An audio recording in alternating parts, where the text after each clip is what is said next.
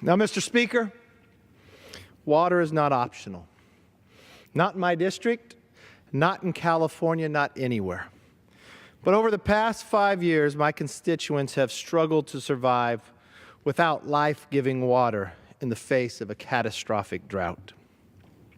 This past winter, heavy rains and snowfall have brought much-needed relief. In fact, there was so much water this past winter, we ran out of room to store it.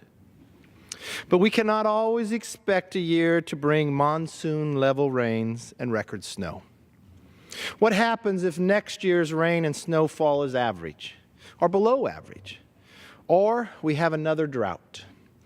The federal and state regulations that keep us from pumping and storing water will come back to haunt us. The water bill passed by this body and signed into law last year was a down payment on California's future. Today's legislation is another major investment in our state's future. So let's look at pumping. There is no reason, absolutely no reason, we should prioritize potential benefit to fish over real benefits to families. This legislation increases Delta pumping and will bring immediate relief to 2/3 of California south of the Delta. But a long-term solution demands more pumping. While California's population has doubled since the 1970s, we haven't completed a single major storage project in that time. Now, that's worth restating.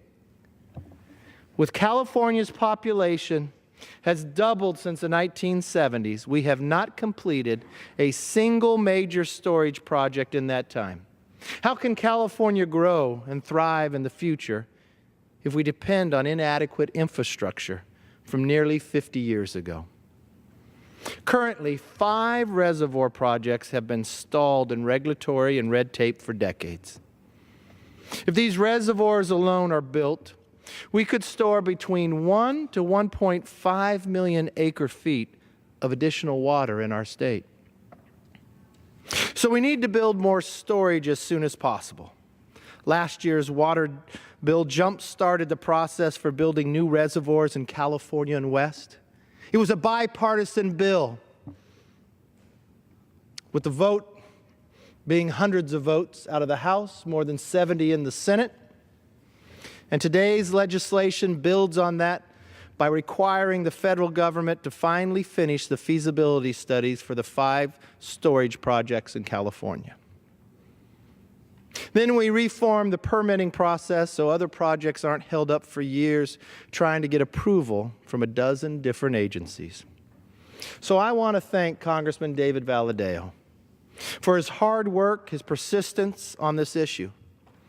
Ultimately, American citizens haven't gotten the water they need because their government was failing them. Last year's bill was the start to change all that. So today, we take another major step to bring our communities the water they contract and pay for. Now, Mr. Speaker, you're going to hear a lot of people on this side of the aisle talk about the need from California. Unfortunately, on the other side of the aisle, it looks like you'll just hear from one.